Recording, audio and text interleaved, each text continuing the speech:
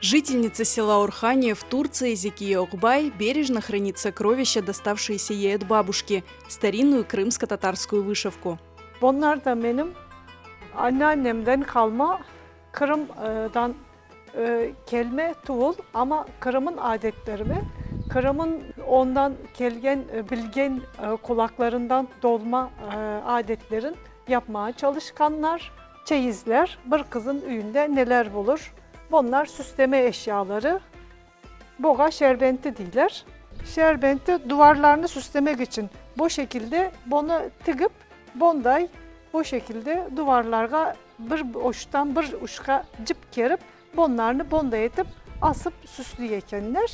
Bunun eki uçu işli, baş örtüsü sonradan baş örtüsü olarak kullanılır ama bunlar pek ince.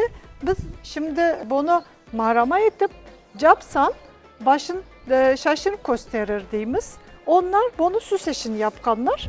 Женщины использовали натуральные ткани, такие как лен, сшивали несколько разных покрывал вместе. В вышивке чаще всего встречаются растительные орнаменты, а также тексты арабской вязью. Bu örneklerin atları vardır ama bunların atların öğrenemedik. Herhalde bu örneklerini de bir atıman işlep yapkanlardır. Ben anneannemni hiç görmedim, tanımadım. Onun için Neyke'nin örneklerin atın bilemeyim.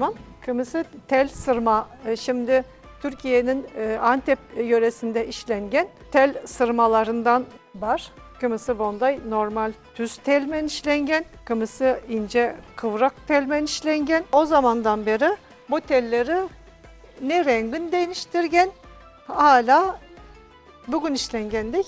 Bunlar kuşak. Erkeklerge beline sarılgan kuşak. Kıyev kuşağı belki de. В сокровищнице Зекии Окбай можно увидеть и Емен Явлух, клятвенный платок, который невеста вышивала перед свадьбой. Зекия Ханум еще помнит времена, когда здесь, в Орхании, девушки занимались вышивкой. Bunlarını hesap işi işledik, marama işledik.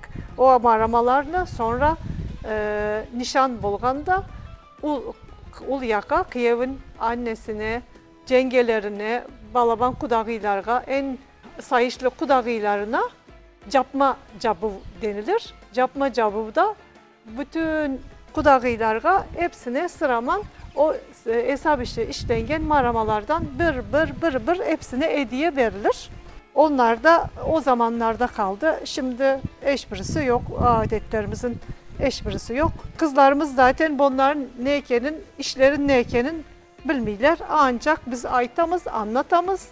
Biz ne masalda yetip dinlaylar. Некоторые вышитые предметы до сих пор можно увидеть в домах крымских татар в Орхании. Öylerde eskiden dolap yok, şimdikinde çekmece yok. Kerbiş üylerin duvarlarında duvardan oyulgan, şimdi Türkçe'de niş dengen dolaplarımız var idi bizim. Onların işine eşyalarımızı, kıyacaklarımızı salır edik.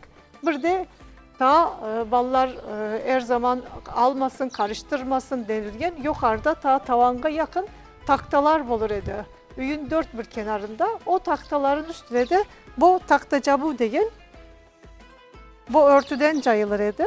Такие вышитые предметы были, пожалуй, у каждого жителя села Орхания, ведь оно основано выходцами из Крыма. Свое наследие Зекия Ханум бережет как зеницу ока для будущих поколений, с надеждой, что когда-то они возродят старинные традиции и ремесла.